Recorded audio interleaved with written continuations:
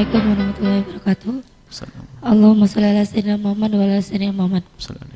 Afan Buya izin bertanya, kalau misalnya ada seorang perempuan menikah dengan suami kedua dengan membawa anak.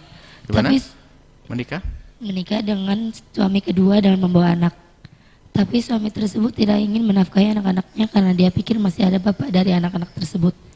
Apakah salah jika istri tersebut meminta nafkah kepada suami kedua untuk anak-anaknya? Sedangkan jika suami pertama ingin memberikan nafkah selalu dengan mendatangi rumah mantan istrinya, yang menjadikan suami kedua itu marah dengan harus mendatangi? Dengan mendatangi rumah mantan istrinya. Ngapain? Memberikan nafkah. Sebentar. Baca sebentar sebelumnya. Baca sebentar. Pelan-pelan bacanya. Gimana? Apakah boleh seorang istri minta kepada suami kedua nafkah untuk anak-anaknya? Sementara, itu agak bingung ya. Sementara jika suami pertama ingin memberikan nafkah kepada anak-anaknya, selalu mendatangi rumah mantan istrinya, yang menjadikan suami kedua itu marah dengan berdampak tidak memberikan kabar dan nafkah selama beberapa bulan pada sang istri. Baik. Apa hukumnya jika seperti itu, ya?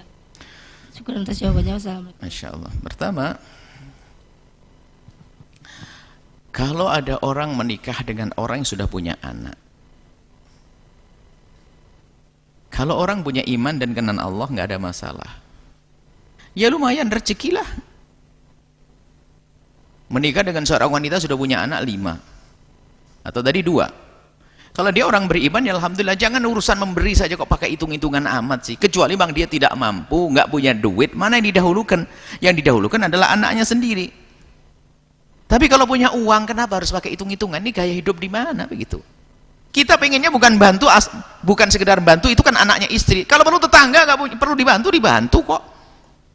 Makanya hidupnya orang kok pakai hitungan ini. Itu anaknya siapa? Kan anak istrinya. Bukankah dia mengaku cinta kepada istrinya? Tapi kan bukan anak saya. Iya bukan anakmu, tapi kan anak istrimu. Tapi kan dari suami lain, tapi kan anak istrimu. Kan kamu cinta pada istrimu. Tapi kan suaminya berhak menafkahi, berwajib menafkahi. Iya kalau suaminya ngasih nafkahi, alhamdulillah. Kalau tidak bagaimana? Wong sama anaknya istri saja kok pakai hitung-hitungan. Begitu juga sebaliknya, seorang istri kadang-kadang dengan anaknya suami nggak akur. Ini bagaimana ini? Hidup kok begitu? Orang itu tidak harus berbuat baik dengan keluarganya saja. Orang itu tidak bisa berbuat baik kepada siapapun, bahkan kalau bisa dengan lawan, itu pangkat tinggi. Anaknya istri kok nggak dikasih, itu bagaimana? Anaknya istri makan bareng sama anak-anaknya. Jadi hal-hal begitu tuh orang aneh. Yang salah kenapa kamu seorang perempuan ini, hei ibu tadi menikah dengan laki-laki model begitu? Ya jangan. Kalau menikah itu laki-laki yang kenal Allah, yang bukan pelit-pelit, Jadi kami himbau kepada suami, sebetulnya itu adalah kebaikan yang Allah tawarkan kepada Anda untuk merawat anaknya istri Anda. Biarpun punya bapak, ya itu masalah komunikasi saja. Kalau apakah nggak ada nafkah dari sana? Kalau nggak ada pun, kalau seandainya laki-laki bijak, laki-laki baik, malu kok nanyakan, istriku, anak kita ini kan punya bapak. Nanya nggak berani, karena apa? Itu menunjukkan kalau dia pelit amat urusan begitu hitung-hitungan. Hidup rumah tangga hitung-hitungan, ya capek lah. Satu. Kemudian Anda sebagai sebagai suami yang kedua tidak boleh menghalangi anak-anak istri Anda ketemu dengan bapaknya. Nah, cuman di sisi lain, suami yang pertama tadi yang sudah cerai tentunya, suami yang pertama kalau ingin memberi nafkah tidak harus serta-merta datang kalau keadaannya menjadikan keruh. Cukup duitnya saja. Duit kan bisa jalan sendiri hari ini. Nggak perlu pakai kita antarkan, sekarang sudah bisa gampang hari ini, bukan zaman dulu. Jadi kirim saja, transfer uangnya kepada mantan istri agar diberikan untuk nafkah anak-anaknya. Kita ingin benahi semuanya. Kita jangan sampai istri suami yang kedua gara-gara sudah nafkahi juga pelit amat hitung-hitungan. Ini beli roti 3, dipas-pasin 3 dengan anaknya istrinya nggak dikasih, ini pelit amat. Nasi bungkus 3, padahal di rumah ada 6 orang. Nah, itu kan bukan anak saya. Ini hidup kok capek banget begitu. Puncak keindahan adalah bukan di saat kita.